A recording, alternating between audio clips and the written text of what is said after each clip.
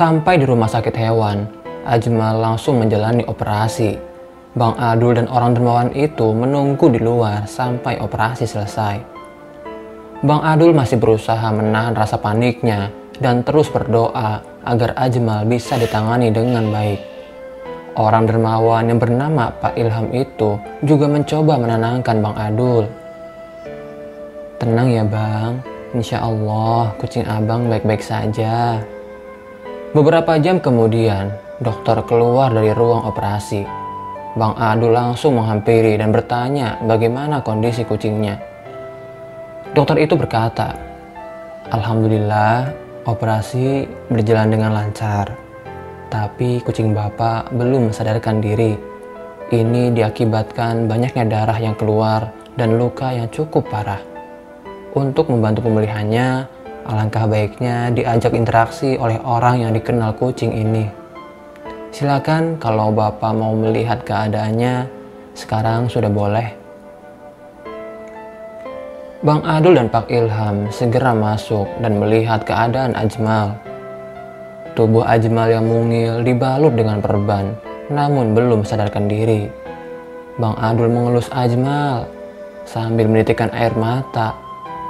"Maafkan saya ya Ajmal, saya tidak bisa melindungi kamu. Maafkan saya. Kamu cepat sadar ya Ajmal.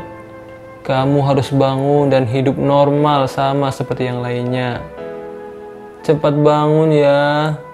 Izan sudah nungguin kamu. Nanti kamu bermain bersama lagi dengan Izan." Lalu Bang Adul mengusap air matanya. Pak Ilham yang berada di sampingnya pun ikut terharu dan tak kuasa menahan air matanya menetes melihat begitu kuat ikatan batin Bang Adul dengan kucingnya. Lama menunggu Ajmal yang belum sadarkan diri, Bang Adul kemudian keluar ruangan.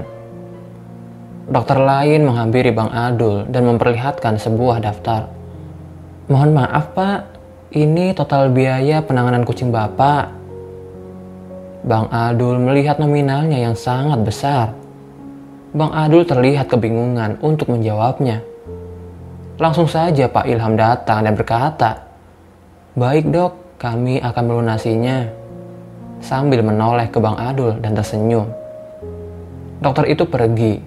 Pak Ilham berkata, "Tenang saja, semua biaya saya yang urus, oke?" Kemudian Bang Adul kembali berterima kasih pada Pak Ilham yang sudah sangat banyak membantu. Hari semakin sore. Bang Adul masih menunggu Ajmal yang masih belum sadarkan diri. Bang Adul memutuskan untuk pulang terlebih dahulu. Menitipkan Ajmal pada dokter yang di situ dan meminta mengabari jika terjadi apa-apa. Bang Adul harus pulang karena kasihan Izan dikontrakan sendirian. Bang Adul pulang ikut menumpang Pak Ilham yang juga melewati jalan yang sama. Sampai di kontrakan, Bang Adul tidak tenang dengan meninggalkan Ajmal di rumah sakit. Tapi ia juga tidak mau meninggalkan Izan sendirian. "Kalau begitu, bagaimana kalau saya ke rumah sakit bersama Izan? Siapa tahu Izan juga bisa membantu pemulihan sahabatnya," katanya dalam hati. Langsung saja Bang Adul kembali ke rumah sakit membawa Izan. Terlihat wajah Izan yang juga cemas akan bertemu sahabatnya. Sampai di rumah sakit, Izan langsung melompat mendekati Ajmal yang tengah berbaring belum sadarkan diri. Izan mengeong-ngeong seperti mengajak Ajmal berbicara. Tapi Ajmal tak bersuara sedikit pun. Izan masih belum menyerah dan terus mengeong di sisi Ajmal, walau terus tanpa ada jawaban dari Ajmal. Justru Bang Adul lah yang menyerah dengan keadaan itu. Dan sampai bilang ke Izan, "Cukup Izan, cukup. Apa kamu tidak capek mengeong terus? Sudah. Kita hanya bisa mengandalkan keajaiban saja untuk Ajmal." Tapi Izan tidak peduli.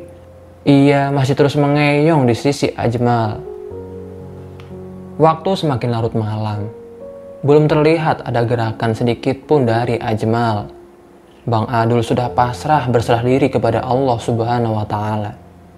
Hanya keajaiban yang bisa membangunkan Ajmal. Bang Adul mulai mengantuk. Ia masih melihat Izan di sisi Ajmal belum menyerah. Sampai akhirnya Bang Adul pun tertidur di samping dua kucingnya. Dalam tidurnya, Bang Adul bermimpi sedang berada di depan jurang. Ia mendengar suara kucing di bawah. Ia hampiri suara itu. Ternyata ada Ajmal yang sedang tersangkut di pinggiran jurang. Bang Adul langsung mencoba meraih Ajmal. Dalamnya tempat Ajmal membuat Bang Adul menjulurkan tangannya sambil tengkurap, dan tangan sebelahnya mencengkeram batu untuk berpegangan menahan bobot badannya yang terus menurun meraih Ajmal. Dan sampailah tangan Bang Adul berhasil meraih Ajmal. Ia segera menarik dirinya keluar dengan tetap berpegangan batu di tangan sebelahnya. Tapi sayang, batu itu tidak kuat menahan Bang Adul. Batu itu koyak dan terlepas. Badan Bang Adul tersungkur meluncur ke dalam jurang. Astagfirullahaladzim. Tidak. Tiba-tiba dari belakang datang sosok kucing yang besar dan menahan Bang Adul tidak jadi jatuh ke jurang. Bang Adul langsung terbangun dari mimpinya. Dengan jantung yang masih berdenyut kencang, ia melihat ke depannya. Alangkah terkejutnya. Ia melihat Izan dan Ajmal sudah bangun. Tidak hanya itu, ajaibnya Ajmal sudah bisa berdiri. Bang Adul tidak percaya. Apakah ini mimpi? Ia mencubit pipinya dan mengucek-ngucek matanya. Tapi pemandangan di depannya tidak berubah. Alhamdulillah, kamu sudah sadar Ajmal, dan lihat dirimu. Sekarang sudah bisa berdiri. Alhamdulillah. Terima kasih ya Allah. Bang Adul sampai menangis bahagia melihat dua kucing di depannya.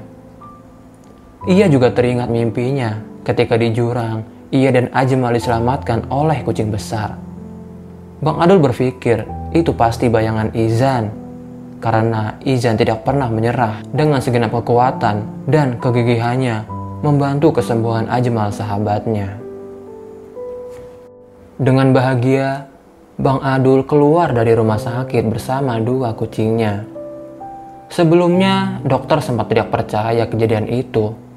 Sungguh sebuah keajaiban yang membuat kucing itu bisa pulih dengan begitu cepat.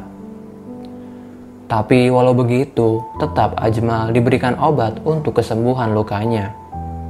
Di sebelah rumah sakit hewan, ternyata ada rumah sakit biasa. Bang Adul melihat orang-orang berlalu lalang. Ia terhenti mengamati orang-orang ketika Bang Adul terkaget melihat mantan anak buahnya keluar dari rumah sakit itu. Bang Adul langsung bersembunyi di balik tembok.